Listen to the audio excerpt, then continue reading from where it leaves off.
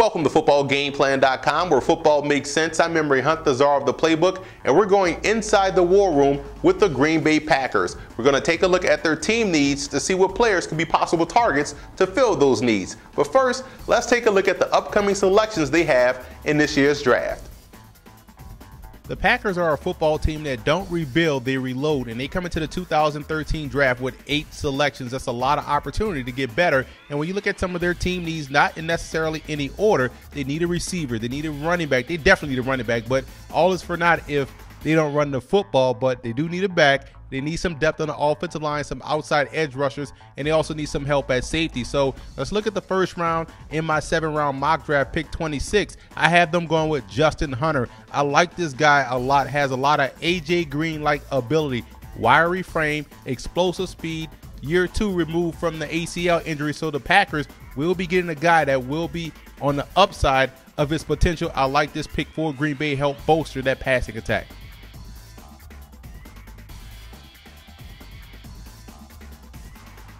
In the 2nd round, I think they addressed their running back need. Andre Ellington has the explosiveness that can go from 0 to 60 on any given play. Very underrated as well with his inside running. So I think this would be an excellent fit for Green Bay. But again, if Mike McCarthy and that offense don't decide to run the football with more consistency, I think all is for naught. You can have Bo Jackson back there and it still won't matter.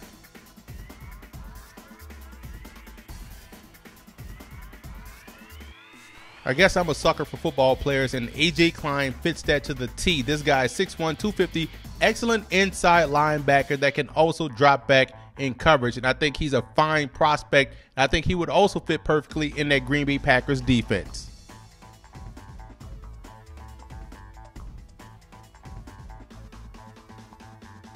In the 4th round, I have J.J. Wilcox going to the Green Bay Packers. You look at what he was able to do throughout his career. We watched a lot of Georgia Southern football as we cover the FCS a lot here at Football Game Plan. Was a former running back, so you know the athleticism is there and the ball skills, and just adds another playmaker in the back half of that defense.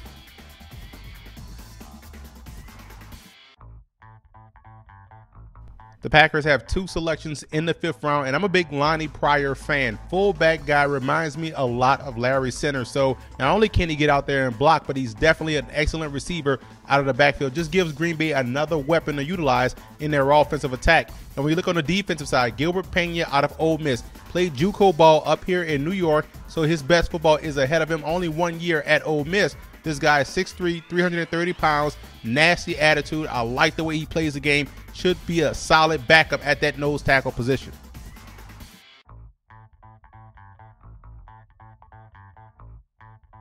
Moving on to the 6th round, I add another outside edge rusher to that Packers defense. You look at Mike Catapano. Once again, we cover a lot of FCS football, so I've seen a lot of tape on Princeton, and Catapano was constantly jumping off the screen as a consistent playmaker.